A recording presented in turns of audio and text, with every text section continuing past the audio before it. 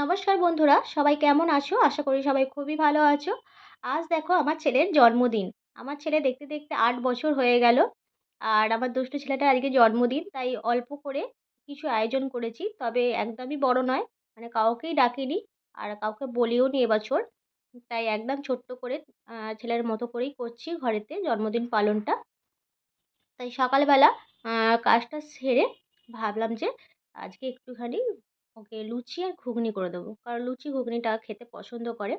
আর তাই পিয়া পড়াতে এসে সকালবেলা, সকালবেলা উঠেই বলছে, "মা আজকে আমি পড়তে বসবো?" আমি বলি, "হ্যাঁ, পড়তে তো অবশ্যই বসতে হবে। জন্মদিন তো কি হয়েছে?" বলে পড়তে বসে গেছে। তবে বলেছে যে, "আমি পড়তে পারি কিন্তু আমি আজকে স্কুলে যাব না।" আমি ঠিক আছে স্কুলে যেতে হবে না, পড়ে নে। তাই সে পড়ছে আর সকালের কাজকর্মগুলো সেরে একটুখানি চা বানিয়ে নিলাম, চাটুকু খাবো আর তারই ফাঁকে একটুখানি কড়াই সেদ্ধ করে নিয়েছি প্রেসার কুকারে। কড়াইটা আগের দিন রাত্রেবেলা ভিজিয়ে রেখেছিলাম। তার প্রেসার কুকারে একটুখানি সেদ্ধ করে নিলাম কড়াইটা, করে নিয়ে এবার মশলাটা কষে ঘুগনিটা আগে বানিয়ে নিই। তারপর লুচিটা ভাজার জন্য পরে গরম, গরম লুচিটা ভেজে দেবো ওদেরকে ময়দাটা মাখিয়ে। এখন আপাতত ঘুগনিটা হোক আর আমি এখন একটু বসে চাটুকু খাই। সকালবেলা ওঠার পর কাজকর্ম সেরে ১ কাপ চা না খেলে সত্যি কোনো কাজে যেন আমার এনার্জিই লাগে না। তাই যতই কাজ থাকুক আগে ১ কাপ চাটুকু খাবো, তারপর অন্যান্য কাজ করব। যাক ঘুগনিটা হোক। এখানে লুচিগুলো মোটামুটি ময়দা মাখিয়ে ভাজা হয়ে গেছে।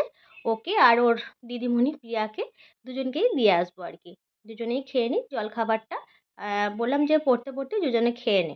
তাই ৪ টে করেই দিয়ে আসি আপাতত ভাজা হয়ে গেছে যেহেতু গরম, গরম ভেজে দিয়ে আসি। দেখা যাক খায় কিনা।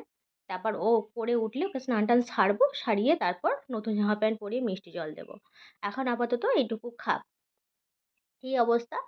আর মাসি ওদেরকে বলার একটা মানে বলেছিলাম আসার জন্য।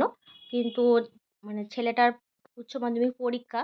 তাই আমি জোর করিনি আসার জন্য। বলেছি, "তুই পড়ে এসে যদি তোর সম্ভব হয় তাহলে যাস ভাইয়ের জন্মদিনে। আর যদি বলিস যে না আমার হবে না তাহলে আমি জোর করব না, যেতে হবে না।" এরকমই বলে এসেছি। দেখা যাক আসে কি না। তবে সে পড়তে গেছে। পড়া তো আগে, তাই না? পরীক্ষা মানে পড়াটাই আগে। যাই হোক মোটামুটি রেডি হয়ে গেছে। এবার দুজনকে দিয়ে আসি। তারপর আমরা পরে খাবো। ওর বাবা গেছে বাজারে। কিছু সবজি বাজার, মাংস, মাছ এগুলো কিনতে গেছে। এই যে পায়েস হয়ে গেছে। মোটামুটি পায়েসটা এবার নামাবো। আর এখানে রাইস বসিয়েছি, মানে রাইসের জলটা গরম করতে দিয়েছি। আর চালটা এখানে ভেজানো আছে, তুলে দেবো আর কি। এই যে রাইস হবে, এখানে পায়েস হয়ে গেছে, মাংস হবে, আলু ভাজা হবে, সব সবজি ওখানে কাটাকুটি করা আছে। ভাত কি হবে? হ্যাঁ ভাত কি ভাত? রাইস ভাত রাইস চলবে না চলবে না? হ্যাঁ চলবে। চলবে? ১,৫০০ চলবে। ১,৫০০ চলবে? কি করছে তো পাপা? পটি করছে? ও তুমি কি পটি করছো?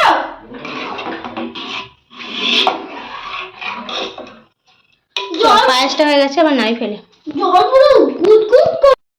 যাক স্নান টান সেরে নিয়েছে ও, আমারও হয়ে গেছে। মোটামুটি রান্না একটু আধটু কমপ্লিট হয়েছে, বাকিটা এখনও রয়েছে। তারই ফাঁকে ভাবলাম যে ওকে মিষ্টি জলটা খাইয়ে দিই। আর কেকটা এখন কাটবো না, ওর দাদা আসবে বললো, পরে চলে এসেছে, তখন বেলা ১২টা মতো বাজে আর কি। আমি ঠিক আছে কেকটা একটু পরে কাটিস, কারণ সুমন দাদা আসুক, এলে দু ভাই মিলে কেক কাটবি। আর বেলুনগুলো দেখো না, ওর বাবা আগের দিনকে কোথা থেকে ১ প্যাকেট বেলুন এনে দিয়ে দিয়েছে। বলে তুই ফোলা এখন বসে বসে। তাই বেলুনগুলোকে সারাক্ষণ বাবা আর ছেলে দুজনে মিলে ফুলিয়েছে, ফুলিয়ে গোটা ঘরকে একবারে বিছিয়ে রেখে দিয়েছে বেলুনগুলোকে। আর তারই ফাঁকে একটু আশীর্বাদ করে নিলাম। মানে মায়েদের আশীর্বাদ, বাবাদের আশীর্বাদ তো দরকার ছেলেদের, যতই যাই হোক। তাই একটুখানি আশীর্বাদ করে দিলাম, আর মিষ্টি জল খাইয়ে দিলাম। আর ওর দাদা আসুক, এলে কেকটুকু কাটা হবে। তবে রান্নাবান্না এখনও পুরোপুরি কমপ্লিট করতে পারিনি।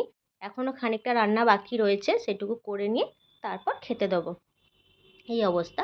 আর এই যে গিফট, গিফট বলেছিলাম না যে বড়ি শর্ত দিয়েছিল যে কাউকে বলবো না, যেমন আমার ২ টো গিফট চাই।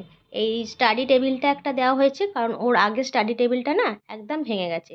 পড়তে ওর খুব অসুবিধা হয়, নিচু ঘাড় করে পড়ে তো, ঘাড়ে খুব ব্যথা করে। সেই জন্য ওর বাবাকে বললাম বেশি উল্টোপাল্টা কিছু কিনে দিও না। গিফট চাইছে যেহেতু, একটা স্টাডি টেবিল অন্তত ওকে কিনে দিও, তো পড়ে বসে পড়তে পারবে। তাই এই স্টাডি টেবিলটা কিনে দিয়েছে, এইটাতেই মিষ্টি রেখে খাওয়ানো হচ্ছে। আর একটা গিফট কিনেছে, ২ টো গিফট কিনে দিতে হয়েছে। আমি ঠিক আছে তাই ২ টো গিফট হবে। এই অবস্থা। আর সেই গিফটটা ওর বাবা ওকে দিচ্ছে আর কি। খুব খুশি। মানে গিফট পাড়ায় পাওয়ার জন্য খালি বলবে লোক নিমন্ত্রণ করো, একে নিমন্ত্রণ করো, ওকে নিমন্ত্রণ করো। মানে গিফটের প্রতি যে ওর এত নেশা কি বলবো। ৫ বছর জন্মদিন যখন করেছিলাম একটু বড় করে, তখন না বাড়িতে যত লোক আসছে সবার হাত থেকে গিফটগুলোকে কেড়ে, কেড়ে নিয়ে নিচ্ছে। যেই গিফটটা খুলে দেখতে পাচ্ছি যে সেখানে আমার মানে টিফিন বা অন্য কিছু, তখন সেটা আর ভালো লাগছে না। সেগুলো ছুঁড়ে ফেলে দিচ্ছে। যখন যে গিফটগুলোর মধ্যে দেখতে পাচ্ছে গাড়ি বা খেলনা জাতীয় জিনিস, তখন সেইটাতে ওর খুব খুশি। এরকম মানে খেলনা টাইপের জিনিস পেলে খুব খুশি আরকি। অন্যান্য গিফটের থেকে খেলনাগুলো প্রচুর পছন্দ করে। তাই সেরকমই একটা গাড়ি গিফট করা হয়েছে ওকে। আগের বছরও একটা গাড়ি দেওয়া হয়েছিল। মানে ছোট গাড়ি, খেলার গাড়ি রিমোট দেওয়া। এবারও তাই হয়েছে আরকি। যাই হোক মোটামুটি হয়ে গেল আশীর্বাদটা করা। আর এসে এখানে একটু মাংসটা কষা চলছে আরকি। সবগুলোই মোটামুটি হয়ে গেছে রান্না। এবার মাংসটুকু বাকি আছে। আর মাংসটা একটু বেশি করেই আনতে বলেছিলাম। আমি নিমন্ত্রণও কাউকে করিনি।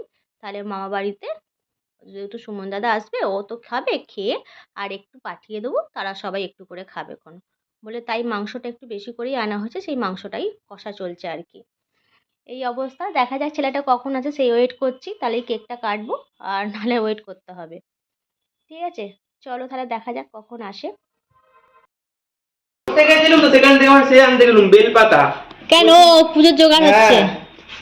চলো চলো চলো চলো কেকটা কাটো। কেকটা কাটা হবে না এবার। না না, ভিডিওটা করি।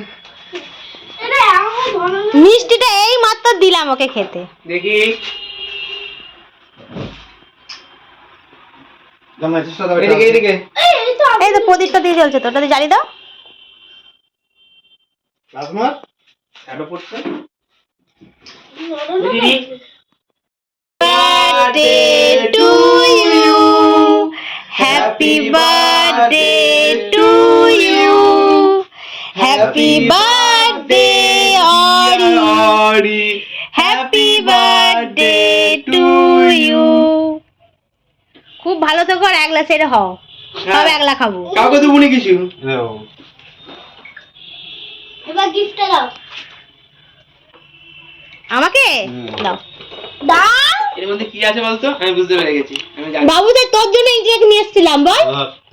তোর জন্মদিনে হ্যাঁ হ্যাঁ হ্যাঁ। Mango cake. ধরো ভালো খেতে ম্যাঙ্গো কেকটা। এই যে গিফটটা কাটতে এখন বসে পড়েছে। তার আর তস হয় না। ওর মধ্যে কি আছে সেটা দেখার জন্য পুরো অস্থির হয়ে উঠেছে। এই গিফটটার ওর ভেতরে কি আছে দেখার জন্য। তাই গিফটটাকে কাটতে বসে পড়েছে। বলেই দিয়েছে বাবা আমাকে একটু রিমোট দেওয়া কার কিনে দেবে। ঠিক আছে কি নিয়ে এসছে জানি না চয়েস করে এই যে এই গিফটটাকেই এখন কাটতে বসে। খাওয়া দাওয়া বাদ। ওকে বলছি খা না রে বাবা একটু কেক খা না। বলছে না কেক খাবো না পরে খাবো। ওরকম টাইপেরই। যদি হাতে কোনো গিফট পেয়ে যায় না আর ওর খাওয়ার দিকে কোনো রকম ইন্টারেস্ট থাকে না। কি দিলো কি না দিলো ওর কোনো দরকার নেই। তাই ওরকম গিফটটা নিয়ে বসে পড়লো। যাক দুপুরে রান্নাবান্না কমপ্লিট। এই যে হয়ে গেছে আমাদের রাইস, আলু ভাজা আর মাংস, চাটনি। বেশি কিছু করিনি কারণ আমার ছেলে খুব একটা বেশি কিছু খায় না। ভাজাভুজি বলতে শুধু আলু ভাজাটাই খায়, বাকিগুলো কিছুই খায় না। আর যে কিছু খায় না শুধু, শুধু করে লাভও নেই। তাই যেটা পছন্দ করে সেটুকুই করে দিয়েছি। রাইসটা খুব পছন্দ করে, মাংসটা, আলু ভাজাটা এরকম। আর পায়েসটা তো জন্মদিনের মাস্ট করতেই হয়, তাই না? তাই পায়েস, মিষ্টি, চাটনি এগুলোই করেছি। ওইগুলো দিয়েই যতটুকু খায় খাবে।